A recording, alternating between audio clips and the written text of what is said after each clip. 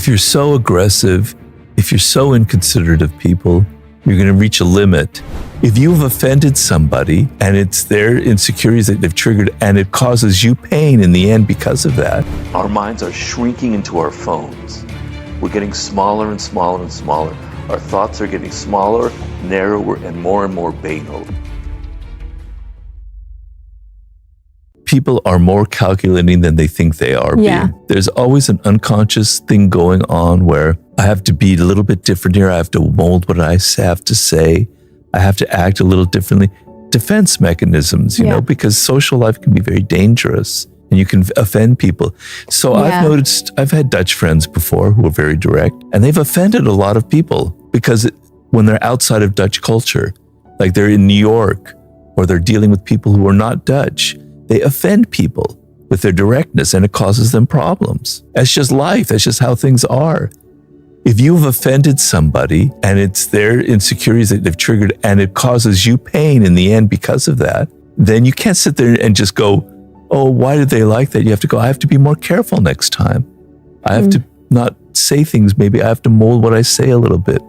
I have to say less than necessary. Law number 4. People are complex. People are complicated. It's never like somebody is just driven, somebody's just an ass, or somebody's just kind. We're all a mix of qualities, right? Right. I might seem kind and gentle, but I can be quite harsh and difficult too, right? So we're complicated creatures. But you take someone like Steve Jobs, who had very spiritual inclinations. He was very much interested in Eastern religions, right?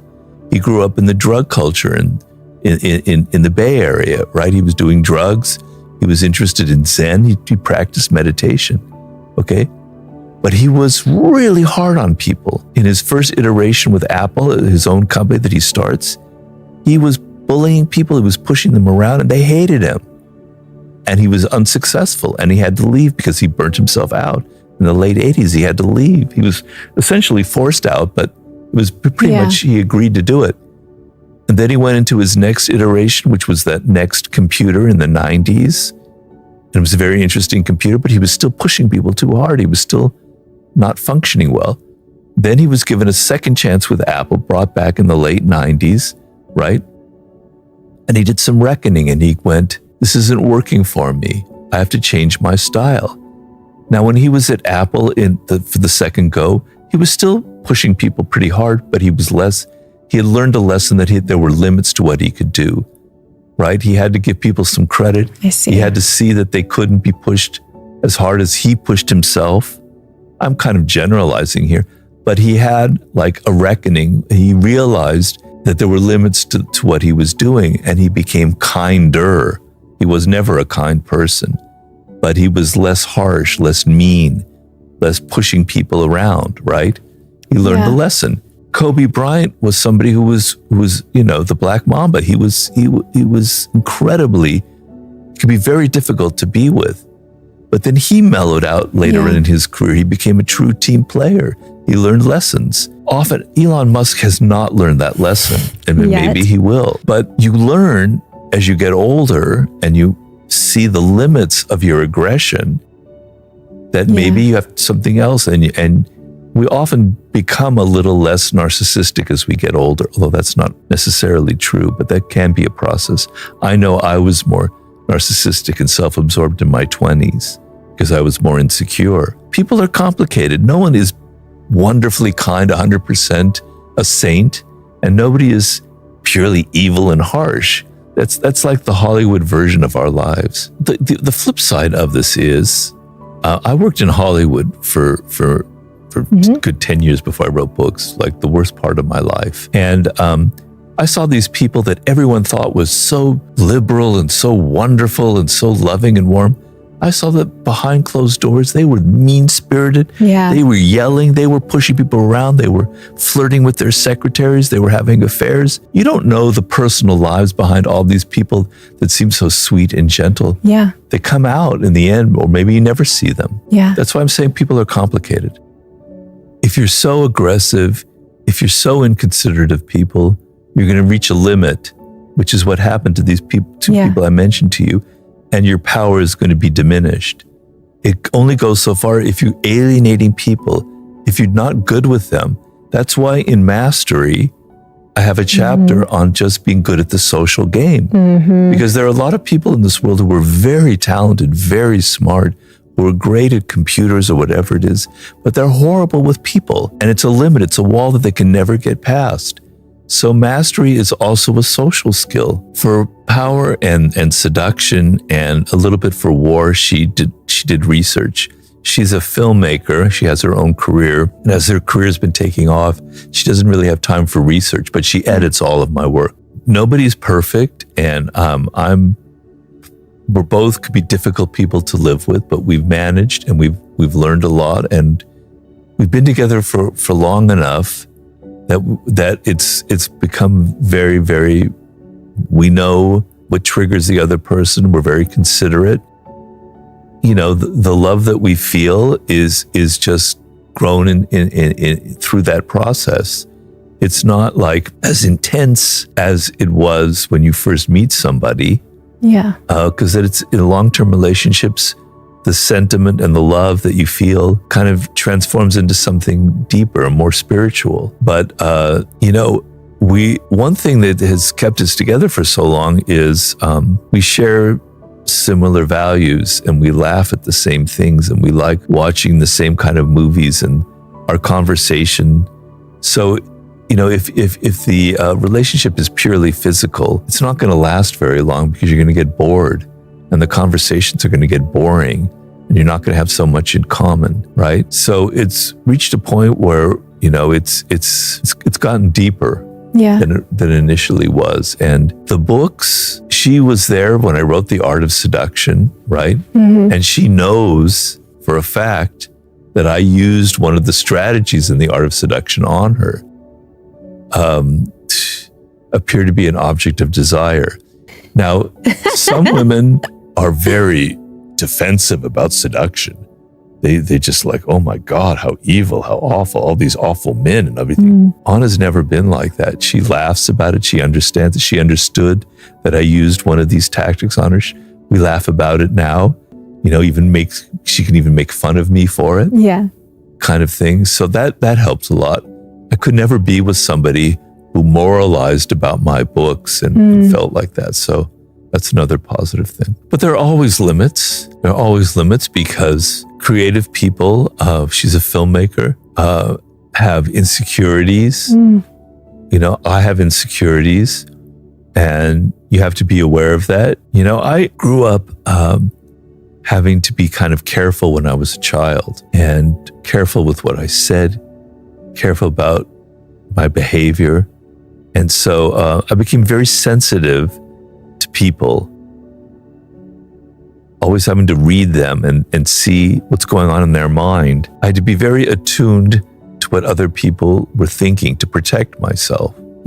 So a lot of times things that you think are positive about you, like my ability to be very empathetic and to read inside of people, which is a skill I've been practicing for many decades now, probably stemmed from something negative, which is how the world works. Right. It's a compensation for a lot of pain in my early childhood. And so I have that in relationships. I can't help it. I think everyone has had moments of it, particularly in childhood. And I think it's a hunger that's in human beings that goes back thousands of years. And in the book I discuss the primitive origins of that feeling. So it's within all of us. It's constantly within us. And if you don't get it, the experience, you reach for what I call the false sublime. You want that experience, but you're not able to get it because of the culture you live in, your own circumstances. So you turn to alcohol, or you turn to addictions. You do a lot of online porn, or you watch Marvel movies, which kind of fake the sublime, but aren't really it. Because the thing about the sublime is, you're active, your mind is active in that moment. You are creating that experience. The false sublime is passive. I'm just drinking, I'm just watching movies, I'm being fed all of these images. That's the false sublime. And we have too much passivity in our culture. So our minds are shrinking into our phones.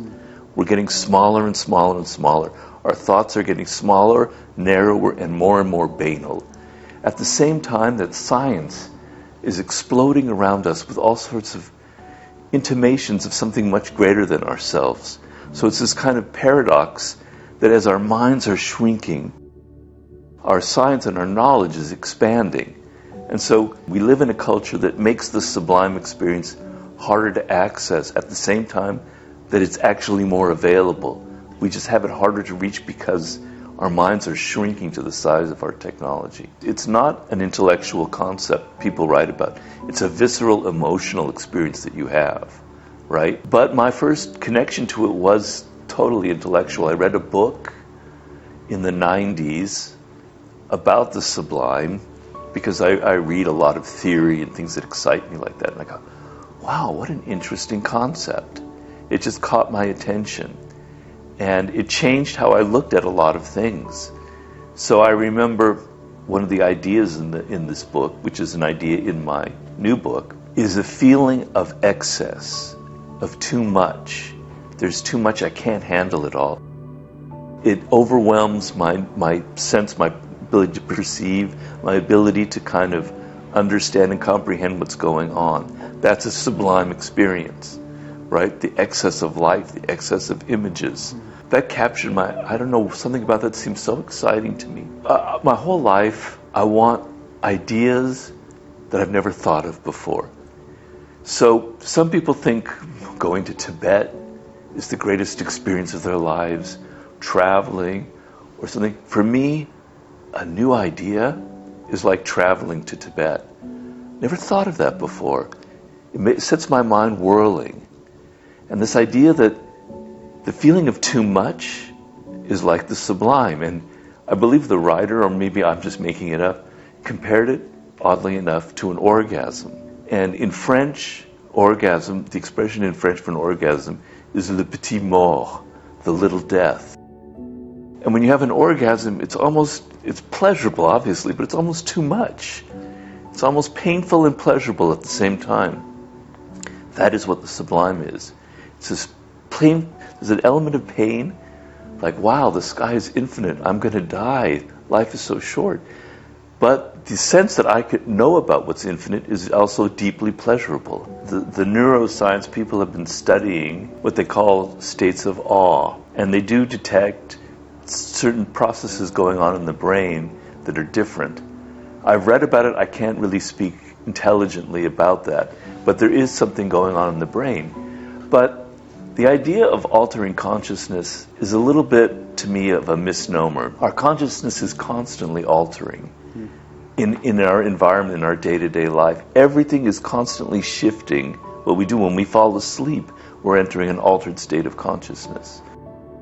If you want to talk about the capital A altered state of consciousness, a larger one, something else is going on. And the way I like to talk about it is not altered state of consciousness, but an expansion of consciousness, okay? So normally, our consciousness is always in the process of narrowing. As we get older, we're not so young anymore. Our ideas get static. We want things to be ordered. We need order, we need stability, we need comfort. And our consciousness is continually contracting in that. With these experiences, it's like, whoa, it's opening up, it's expanding, right? It's taking in more. And the human brain is a remarkably sensitive instrument. Theoretically, and Aldous Huxley talks about this, we should be able to take in everything. Our consciousness has that possibility, right?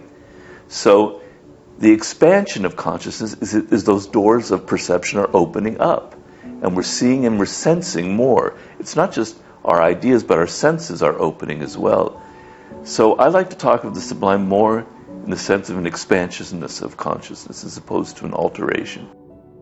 I'm not completely against it. I mean, it'd be hypocritical. I use my smartphone, I use technology in my research, and it's embedded in our daily life. So it would be ridiculous for me to pretend that I'm somehow cut off from that, or that I'm really somehow different, superior to everyone else. I know the addiction, I know what it does to people, I feel it in my body and in my mind. I just think that it's gone too far, and we're losing a sense of what it means to be a human being, and what it means to feel connected to the world around us. I don't just mean to, like, God or anything, I just mean to be connected to your environment, to go around and feel like you're actually looking at the world and not inside your own thoughts.